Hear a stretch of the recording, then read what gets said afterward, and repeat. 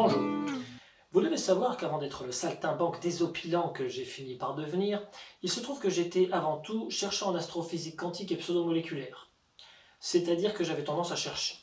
Alors, comme je ne trouvais pas tellement, il a fallu que je me réoriente vers d'autres disciplines secondaires, mais cela ne m'a pas empêché de mettre en place quelques expériences aussi scientifiques que déroutantes. Expériences que je me propose de partager aujourd'hui avec vous. Dans le domaine qui était le mien, à savoir l'intrication quantique. Un domaine assez pointu, somme toute, mais qui ne nous empêchait pas de rire de temps à autre à ventre déboutonné entre confrères, à propos par exemple de l'indéterminisme, de la polarité des photons.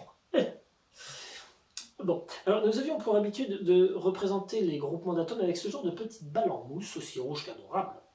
Ces petites balles en mousse semblent comme connectées, comme reliées par quelques liaisons chimiques quasiment invisibles. Mais leur plus grande particularité réside dans le fait qu'elles sont parfaitement identiques. À la seule exception près que la balle 1 qui se trouve ici a tendance à squeaker.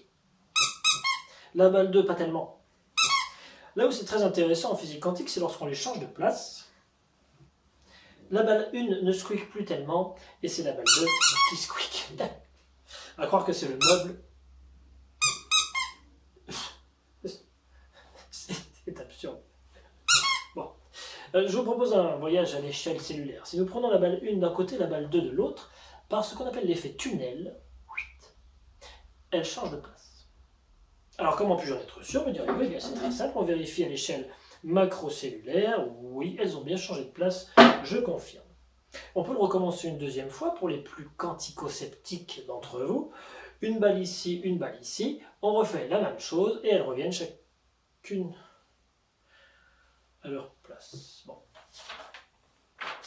Alors c'est de la recherche, hein, ça c'est pas très étonnant quand même. Une ici.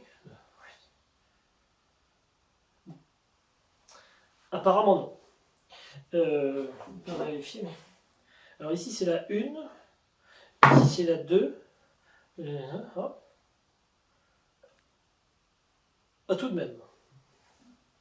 Alors ça c'est la multiplication cellulaire.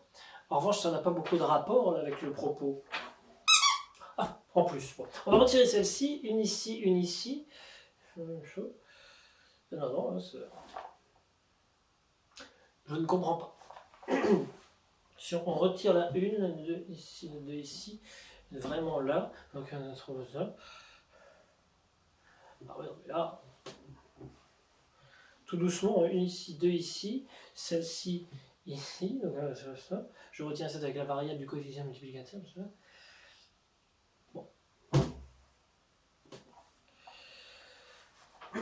Pourtant je cherche. Hein.